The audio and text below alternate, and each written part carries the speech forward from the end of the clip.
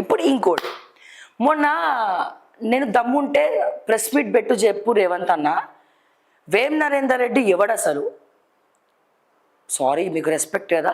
వేం నరేందర్ రెడ్డి గారు ఎవరు అసలు? తెలంగాణకి దిక్సూచ?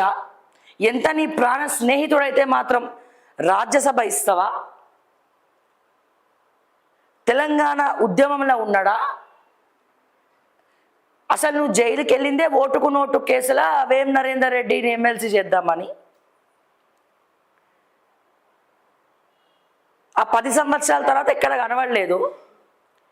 నువ్వన్నా టీపీసీసీ అధ్యక్షుడిగా కొట్లాడినావు, వేం నరేందర్ రెడ్డి వాయిస్ అయితే ఎక్కడ లేదు. మీరిద్దరేమన్నా ఆ టీవీ5 సాంబశివరావు ఎక్కడున్నాడో, ఆ సాంబా బాబా బాబా ఏమో ఎన్ని పైసలు ఇచ్చినావో ఏమో, ఆయనకు ఒకటే పొగుడుతుండు. ఆయనంటే ఒక ప్రభంజనం, ఆయన మిత్రుడు కోసం ప్రాణమిస్తాడు. మీరు మిత్రులైతే మీరు గడ్డలు కూడా కూర్చోండి. నువ్వు మిత్రుడు అయితే ఒక ఫ్లాట్ కొని, ఒక విల్లా కొని, ఆల్రెడీ మొత్తం అంతా ఆయన ఎక్కడెక్కడ ఏమేమి ఉన్నాయో చెప్తున్నాడు, నువ్వు అది ఎగ్జిక్యూట్ చేస్తున్నావు, ఇవన్నీ చేస్తున్నావు అని చెప్పి మేము మాట్లాడినాం. అవును సార్, ఇంకెంతమంది సార్ పొగుడుతారు టీవీ5 సాంబశివరావు గారిని అడుగుతున్నా నేను. ఏమి సార్, ఎంత ఇచ్చారు సార్ మీకు అట్లా మాట్లాడమని? ఇద్దరు మిత్రులాట, సినిమా టైటిల్ పెట్టుకొని ఇద్దరు మిత్రులు. వాళ్ళిద్దరు మిత్రులు అయితే తెలంగాణకి ఏం న్యాయం జరిగింది సార్? తెలంగాణ ఉద్యమం కోసం పోయిండా జైలుకి? స్వతంత్ర పోరాటం కోసం జైలుకి పోయిండా? లేకపోతే పేదల ఇళ్ళని కూల్చొద్దని చెప్పి జైలుకి పోయిండా? దేనికి పోయిండు జైలుకి? సాంబశివరావు చెప్పాలి. ఈయన కోసం ఆయన జైలుకి పోయిందట, మాట ఇస్తే తప్ప. ఎస్, కానీ ఇక్కడ ఒక్క విషయంలో రేవంత్ రెడ్డిని ఖచ్చితంగా మెచ్చుకోవాలి. ఏ విషయము? రేవంత్ రెడ్డి ఎవరి వల్ల అయితే పైకొచ్చిండో, ఎవరికైనా మాటిస్తే ఖచ్చితంగా ఆ మాట మీద నిలబెట్టుకుంటాడట. అంటే ఇప్పుడు చాలామంది ఉన్నారు రాజకీయ నాయకులు, ఒకసారి ఒక మాట ఇస్తే మర్చిపోతాడు. ఎవరి వల్ల అయితే పైకి వచ్చినా వాళ్ళని మర్చిపోతారు. ఈ విషయంలో రేవంత్ రెడ్డిని ఖచ్చితంగా మనం మెచ్చుకోవాలి. ఎందుకంటే చాలామంది చెప్పారు రేవంత్ రెడ్డి మాట ఇస్తే తప్పడు, ఎవరి వల్ల అయితే పైకి వచ్చినాడో ఆ మూలాలు మర్చిపోడు అని. కానీ మరి ఆయన మారిపోయిండో, లేకపోతే మీరు అందరు కలిసి అతను మారుస్తున్నాడో, లేకపోతే ముఖ్యమంత్రి చైర్ వల్ల అహంకారం ఆ చైర్లో ఉంటుందో అదేమో తెలియదు. కానీ ఈ విషయంలో రేవంత్ని మెచ్చుకోవాలి, ఈ విషయంలో మాత్రమే. కానీ అందుకని నేను రాజ్యసభ ఇచ్చేస్తా, నేను మంత్రి పదవి ఇచ్చేస్తా, తెలంగాణ ఉద్యమకారులకు పిలిచి ఈ మంత్రి పదవి, తెలంగాణ ఉద్యమకారులను పిలిచి రాజ్యసభ ఇవ్వు, తెలంగాణ కోసం మంచి చేసిన వాళ్ళకి ఇవ్వు, అనునిత్యం తెలంగాణ అనే శ్వాసగా బతికే వాళ్ళకి ఇవ్వు. అది శాత కాదు మనకి. పైగా దమ్ముంటే ప్రెస్ మీట్ పెట్టి చెప్పంటే ఎస్సీ వర్గీకరణకు సంబంధించిన దాంట్లో ఈయన దళితుల్ని మిత్రులు అని సంబోధిస్తూ కావాలనే ఈ కర్ణుడిది చెప్తాడు ఒక స్టోరీ. చూద్దాం అది ఆల్రెడీ నేను, ఎందుకంటే నేను ఒకసారి చూద్దాం.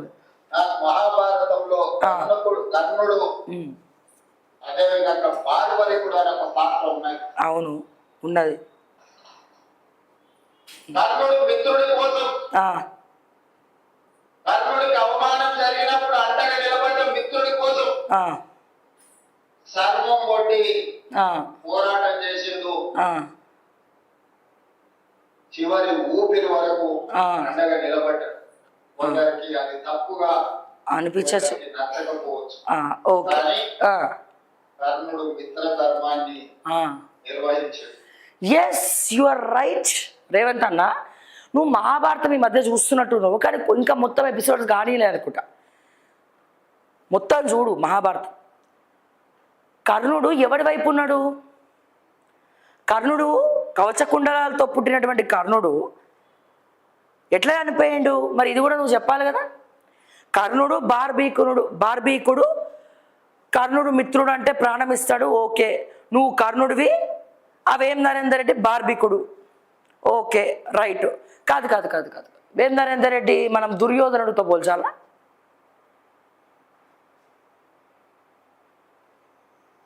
నువ్వు మొత్తం చూసావా లేదో మహాభారతం రేవంత్ అన్న, నేను చెప్తా ఇను. కర్ణుడు మంచి వైపు నించోనుంటే,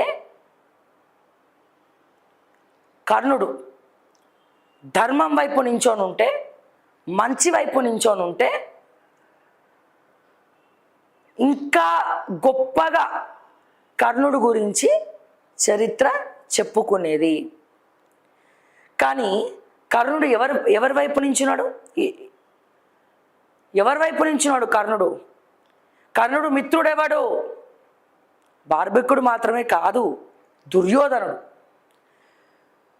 దుర్యోధనుడు ఏంది? మహాభారతంలో చట్టసభలో ఒక ఆడదాని కొంగు దియాలని చెప్పినటువంటి అధర్ముడు, ధర్మాన్ని నమ్ముకోనటువంటి అధర్ముడు ఏమైపోయింది? కురుక్షేత్ర యుద్ధంలో కుక్క చావు చచ్చినాడు. కర్ణుడు బతికాడా? భాగవతంలో శ్రీకృష్ణ పరమాత్ముడు చెప్పినటువంటి ఎక్స్ప్లెనేషన్ కూడా ఉంది దీని మీద.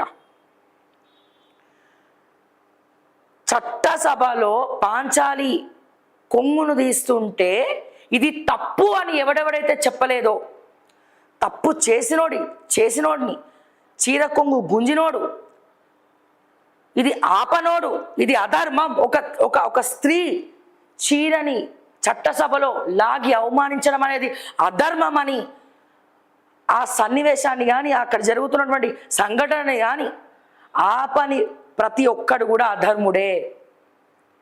కర్ణుడు ఆపిండా కర్ణుడు? ఆపలే. అతనికి తెలుసు, కర్ణుడికి తెలుసు అది తప్పని. నీకు కూడా తెలుసు, ఇప్పుడు నువ్వు కర్ణుడు కదా, నీకు కూడా తెలుసు నువ్వు చేసేది తప్పని.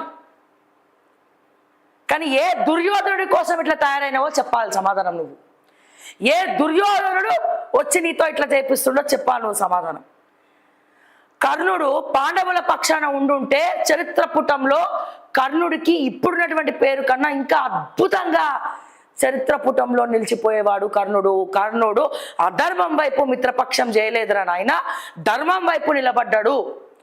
ధర్మో రక్షిత, ఆ ధర్మమే కర్ణుడిని కాపాడింది అని చెప్పి మనం చెప్పుకునేటోళ్ళం. కానీ ఇదే కర్ణుడు ఎవడి వైపు నించున్నాడు? దుర్యోధనుడి వైపు నించున్నాడు, అధర్మం వైపు నించున్నాడు. పాచికలేసి ఆ శకుని మాటలు విని మోసపోయిండు. దుర్యోధనుడు ఎవరి మాటలు విని మోసపోయిండు? శకుని మాటలు విని మోసపోయిండు. ఈ మహాభారతం మొత్తానికి హీరో ఎవరు? శ్రీకృష్ణుడు కాదు. ఎవరి వల్ల జరిగిందిరా నాయన అంటే శకుని వల్ల. శకుని వేసినటువంటి పాచికల వల్ల, శకుని పెట్టినటువంటి చిచ్చుల వల్ల. మరి నీ తెలంగాణ గవర్నమెంట్లో, నీ రేవంత్ రెడ్డి టీంలో ఆ పాచికలేసేటువంటి శకుని ఎవడు? నువ్వు కర్ణుడివే అనుకుందాం పోని కాసేపు. ఇక్కడ అధర్మం వైపు నుంచి ఉన్నటువంటి ఆ దుర్యోధనుడు ఎవడు?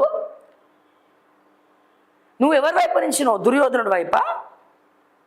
దుర్యోధనుడు చెప్పిండని నువ్వు చేస్తున్నావు, దుర్యోధనుడు చెప్పిందే నువ్వు చేస్తున్నావు, నీకు సొంత తెలివితేటలు లేవు.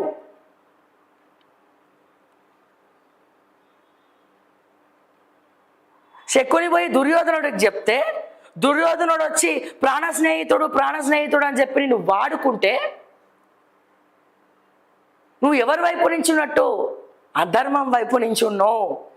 అధర్మం వైపు నించున్నటువంటి ఏ ఒక్కడు బాగుపడినట్టు చరిత్రలో లేదు. సో నెక్స్ట్ పతనం నీదే మొదలవుతుంది. గుర్తుపెట్టుకో, రాసి పెట్టుకో. నువ్వు కర్ణుడివే అయి ఉండొచ్చు, ఆ బార్బీకుడు అయితే వేం నరేందర్ రెడ్డి కాదు.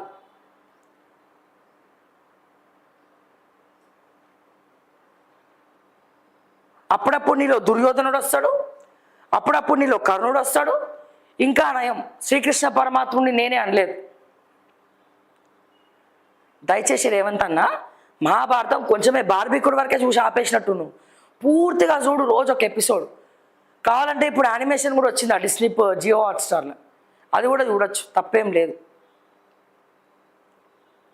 చూడాలా ప్రతి ఒక్క రాజకీయ నాయకుడు మహాభారతం చూడాలా, రామాయణం చూడాలి. ఎందుకు చూడాలి? దుర్యోధనుడిలాగా మీరు ఉండద్దు అని. ఒక కర్ణుడిలాగా కర్ణుడు అధర్మం వైపు ఉన్నట్టు మేము కూడా అధర్మం వైపు ఉండద్దు. కేవలం కర్ణుడిలో ఉన్నటువంటి మంచి లక్షణాలే మాట ఇస్తే నిలబెట్టుకునే లక్షణమే నేను చూసుకుంటా.